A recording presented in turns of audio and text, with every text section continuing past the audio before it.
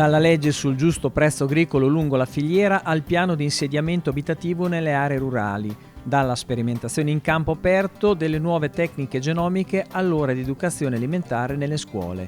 Sono alcune delle richieste lanciate da ACI Agricoltori Italiani alla sua 9ª conferenza economica svolta a Roma l'8 e 9 febbraio. Istanze presentate davanti ai ministri Francesco Lollobrigida, Antonio Tajani e Raffaele Fitto e ad oltre 600 imprenditori agricoli provenienti da tutta l'Italia, con una importante partecipazione di agricoltori dell'Emilia-Romagna.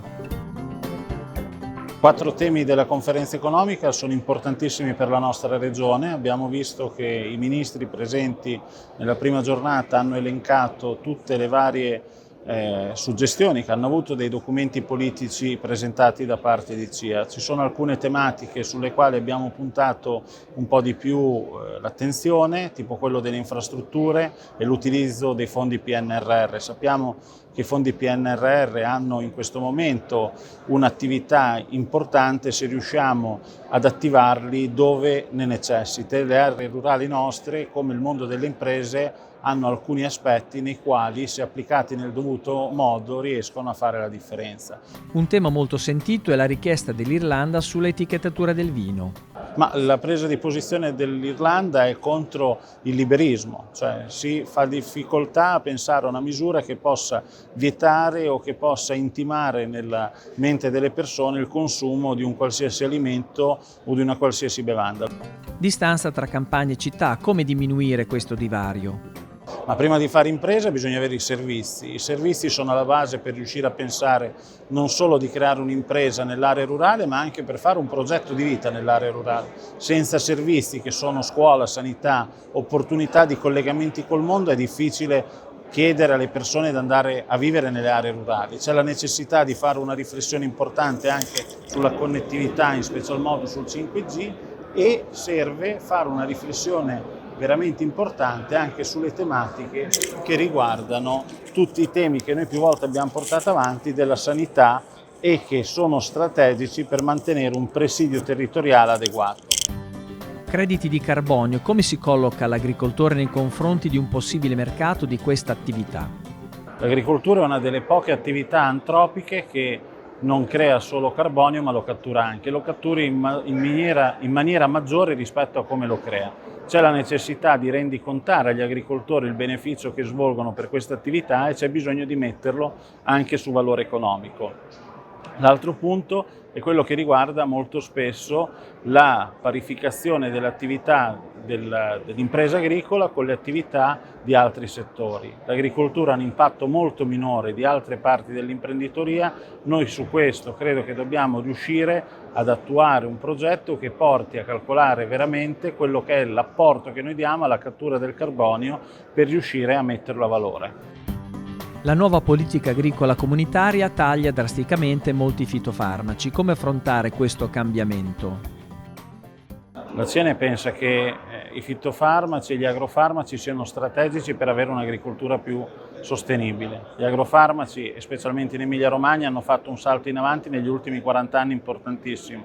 Pensiamo dalla nascita dell'agricoltura integrata con l'assessore Ceredi ad oggi, i passi in avanti che abbiamo fatto nella difesa integrata e nella difesa biologica.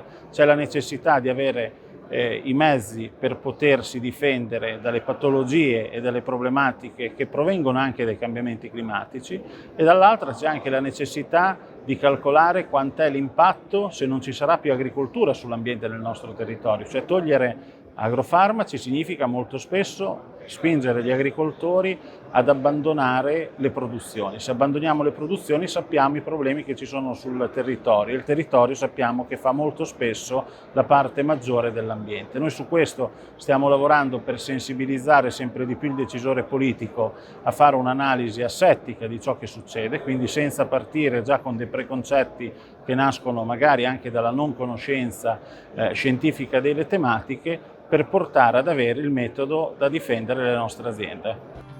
L'intervento del Ministro dell'Agricoltura e della Sovranità Alimentare ha toccato diversi punti, tra cui il bando agrivoltaico.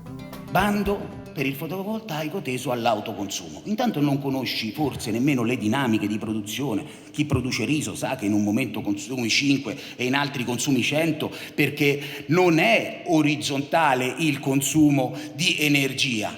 E allora quale compri di strumento? Quello da 5 o quello da 100? Ti doti di uno strumento di accumulo che ti costa più dell'azienda? Probabilmente la cosa più normale, e che è diventata oggi invece una esigenza, non è l'autoconsumo, è l'altro consumo. Siccome ne consumiamo tanta di energia e ci siamo accorti che la compriamo all'estero e che se ci chiudono un rubinetto ci spengono le aziende e ci fanno salire le bollette, dobbiamo incentivare e dobbiamo togliere questo vincolo di autoconsumo, mettendo in condizione di dotare chi è disponibile a farlo di strumentazioni in grado di implementare la nostra produzione energetica e fornirla alla rete, abbattendo i costi di approvvigionamento energetico e aumentando la nostra indipendenza. Oggi bisogna reinvestire su questo, perché non è un vantaggio agli agricoltori, è un vantaggio alla collettività e anche all'ambiente, anche per quegli ambientalisti ideologici che dicono abbandonare il territorio è una risorsa, una ricchezza per lo sviluppo della nazione. Non è così, non è così. Tra i messaggi pervenuti quelli della Premier Giorgia Meloni e del commissario europeo all'agricoltura Janusz Wojciechowski e Maria Diduk, direttore del Forum Agrario Nazionale Ucraino, che ha salutato in diretta la platea, un ospite speciale a cui l'organizzazione ha voluto dedicare una parte dei lavori romani. Una tavola rotonda su ambiente e tutela del territorio ha ospitato, tra gli altri, il presidente dell'Associazione Nazionale delle Bonifiche Francesco Vincenzi. Dobbiamo continuare a lavorare seriamente sulla sicurezza del territorio, facendo sempre più manutenzione, e quindi significa prevenzione, perché quello che abbiamo ricordato stamattina, abbiamo visto l'evoluzione degli eventi. Ha concluso le giornate romane il presidente nazionale CIA Cristiano Fini. Sì, siamo giunti alla 9ª conferenza economica di CIA Agricoltori Italiani, un appuntamento molto importante. I 4 temi chiave sono, primo fra tutti, redistribuzione del valore lungo la filiera per riuscire ad avere un reddito dignitoso per le aziende agricole, per gli imprenditori, per poter andare avanti e fare investimenti sia in tecniche agronomiche sia in meccanizzazione, ma anche per andare sempre di più verso la sostenibilità ambientale dell'agricoltura. In secondo luogo il tema della sfida ai cambiamenti climatici. Noi dovremo sicuramente adattarci a questo clima che rimarrà ancora per tanto tempo, e quindi tutto il tema legato alla siccità, il tema legato alle fitopatie come flavescenza dorata, come xylella. Dobbiamo da un lato cercare di combattere questi problemi e dall'altro lato cercare di andare sempre di più verso la sostenibilità ambientale dell'agricoltura. Lo possiamo fare solo se avremo a disposizione gli strumenti, e gli strumenti sono dati soprattutto dalle tecnologie di evoluzione assistita, che nulla hanno a che vedere con gli OGM, ma che ci possono davvero dare una svolta ambientale e anche economicamente sostenibile alle aziende agricole. Dall'altro lato va ovviamente messo in campo un piano di gestione della risorsa idrica, e dobbiamo anche mettere in piedi una legge nazionale sul consumo di suolo, perché troppi terreni fertili vengono sottratti alla produzione.